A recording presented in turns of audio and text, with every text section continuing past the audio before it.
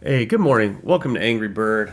It's the 21st, and just so you guys, anybody following me, I have an in-law, and my studio's occupied.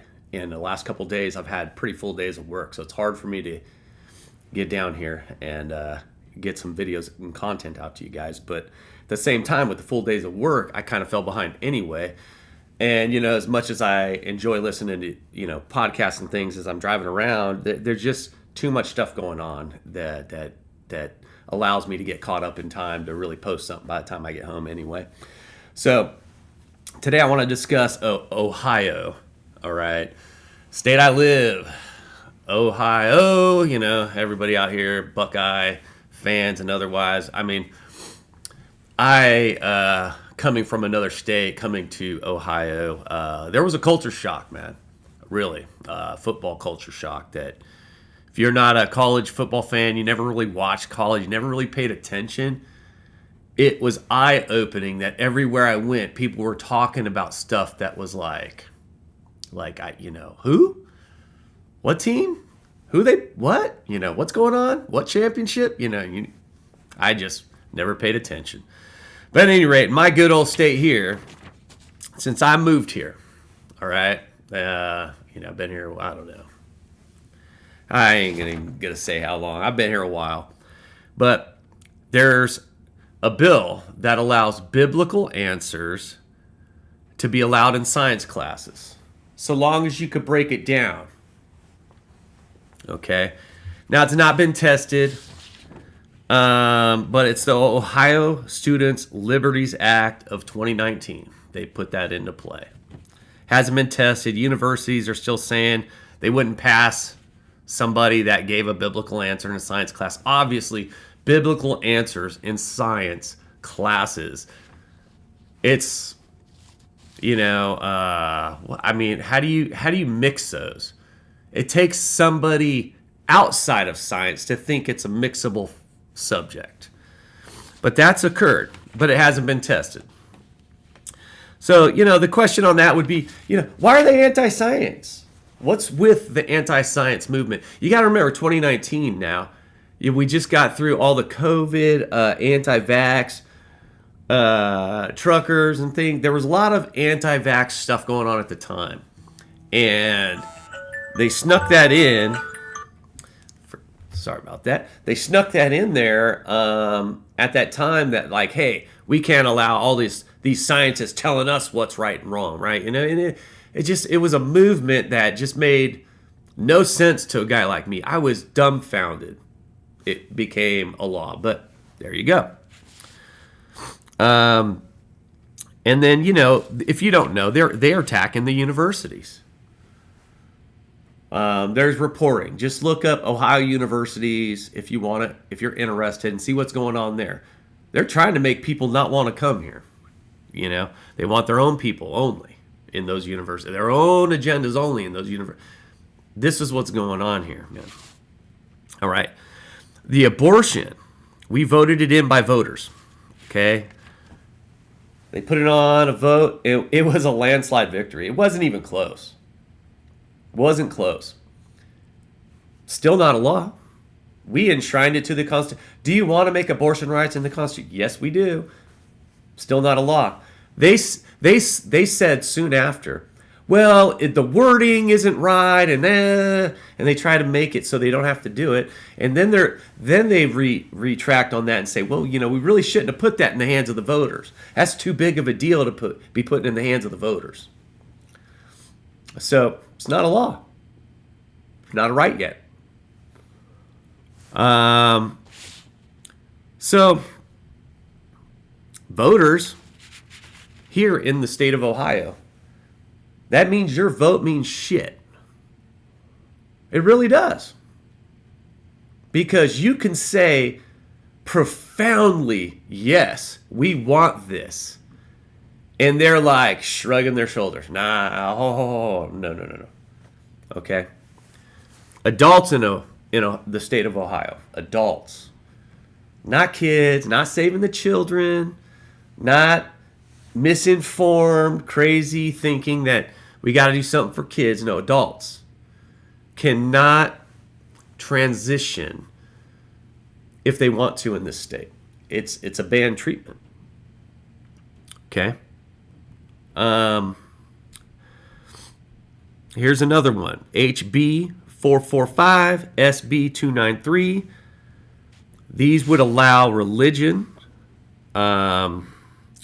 instructions in public schools.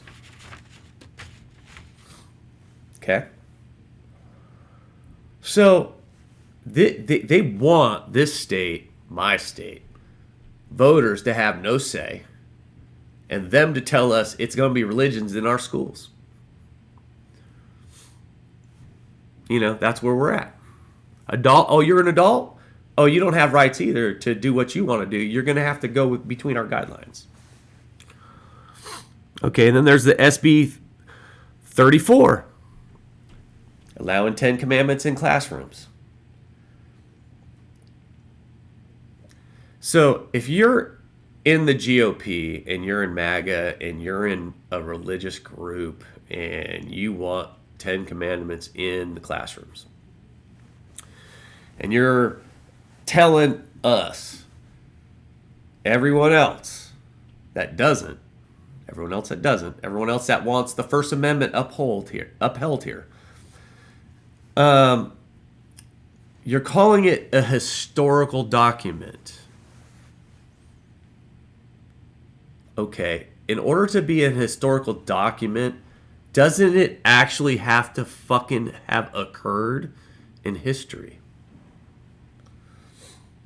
You cannot prove it. And just because someone else can't prove it wasn't a thing, doesn't make your unprovable thing a thing then. Historical documents are things that we've done. Provable things. Okay?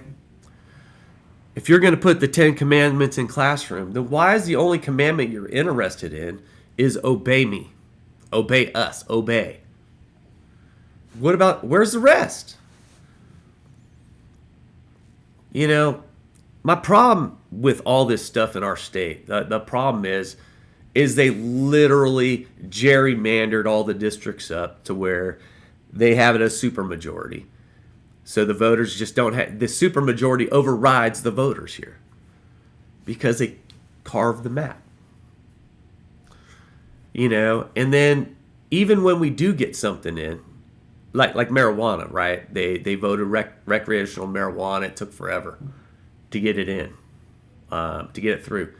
They have the buddy system first. So they have to write the laws to where only their people, specific farmers, specific dispensaries, specific people get to make money on it. And then they're trying to increase the tax, you know, on it. And everybody, of course, you know, I mean, you know, I'm not trying to judge other people, but it's like cigarette tax. It's a poverty tax. You know, and you don't foot the bills in society on creating addicts and taxing addicts or creating a medicine or whatever and taxing the shit out of it. People that do this stuff do it to escape or do it for medical reasons, just like alcohol. Cigarettes is a chemical that they got addicted to too, just like cigarettes. It's in a small escape. These people are taxing escapes while they buy mansions, other mansions, while they buy politicians and judges, while they get to own more of our land and rights and houses while we have to keep renting more shit. Okay? At any rate, I don't understand the 10 Commandments in classroom. I just don't. Because you don't follow any of them anyway. And it's clear as day in the First Amendment. It's clear as day. So now the Constitution's out the window. So what do we have? What is our laws if we don't have a Constitution? So that's where the line, we just don't know where the line's at. And then I have a small story about myself. Okay, Google monopolizes markets and increases costs on customers. And people don't know. They just Google for shit, right? They just go, I want a repair guy for this. I want a guy to do my plumbing. I want a guy to service my electricity. I want a guy to fix my basement, fix my roof, fix my whatever. I need a mechanic. Good mechanic near me. What happens is Google promotes the most expensive people possible, because the most expensive people possible have the money to be listed first. And customers don't know any better. Google monopolizes markets because they put little guys out of business. Guys that don't charge a lot don't get to be seen, and then they kind of slowly go out of business. They either have to conform and be more expensive like everyone else, or they go out of business. So I wrote DeWine, my governor. I'm like, DeWine, man, look, I'm a small business. The algorithm is killing me. It's making it, I either have to hose people, which I never do. Never will do. Okay? Hose people, or I'm just going to go out of business. And this is what I mean, okay? If my goal is to go to your house and make $150 for about 30 minutes to an hour's worth of work, sure, a customer will look at that and go, 150 an hour, time. It's not, I don't get paid 150 an hour. I had to fully load a truck. I have to have it insured. I have to pay gas. There's all sorts of overhead before I've even walked in the door. But if my goal was to make $150 per house, then I have to add all my parts, all my costs, and add $150, and then that's what I would charge a customer. Okay, I don't add up all those costs. I take my parts and I add 150 to it, and that's what I charge a customer. Kind of like my mentality. But let's say I had, before I even walked in the door, right? I'm not even at your house yet. My overhead is so much that before I even walked in your door, I'm already in the hole $150. So now I have to, I have a tech there I got to pay. Still, I'm 150 in the hole, and that's where we're at. That customer's got to pay the extra 150 just right out the top, because Google ranked this company higher. So in order to foot that bill, they have to hose that customer, because that customer, for 150 extra dollars, you're going to get no's. They're going to shop. Some of them are. But the ones that don't, you got to pay for the ones that do. So you're footing the bill for Google. You're footing the bill for all the customers that say no. You're footing the bill for the overhead at the office. You're footing all this stuff because Google made it expensive to exist. The yellow pages, you'd put an ad out, one ad for the whole year. Done deal. Even Steven, everybody had an equal opportunity to post the size of the ad they wanted. Google don't do that. If you want to compete on Google, you're playing Google's rules. And Google's rules are, you're going to overcharge customers to be here. And if you don't exist here. So how do you exist? So I called DeWine, and I'm explaining this, man. And he passes it to this guy, Yost, right? The Attorney General. So I give Yost the same message. And Yost markets me, man. He markets me. He sends me, oh, this is all I'm doing against Google. Here, and he posts a bunch of shit. Every one of those things he was attacking Google for is not going to help me out at all. It does dick to help me. He's essentially saying, I'm too fucking busy to help you. DeWine told me, I can't help you. He's got to help you. And then that guy just told me I'm too busy. And then he markets to me that he's a fighter. He's a fighter. Fuck you, Yost. Fuck you. DeWine. What? Why bother? Why bother if you're just going to get lip service? So I send letters out to my representatives. Every time I ever did, I got the marketed Trump fucking rally pitch back. Remember when they stormed the fucking, there was a meeting, goddamn, January 6th meeting maybe, and they stormed in when they were trying to fucking interview people. And Jim Jordan and the, company. And I sent shit out, and they're telling me, oh, we're fighting for democracy. They're trying to tell me they're fighting and shit for me. I told them they were acting like fucking clowns. I'm tired of the clown show. They gave me the marketed pitch. So, that's the fucking Ohio. We're very corrupt. There was a scandal, big time, where the taxpayers got hosed. That company has ties to DeWine. The scandal only had one person accountable for millions. And it was an electrical scandal, an electric company. Go figure, right? America, PG&E, Enron, and what is it? Energy One, I think, in Ohio.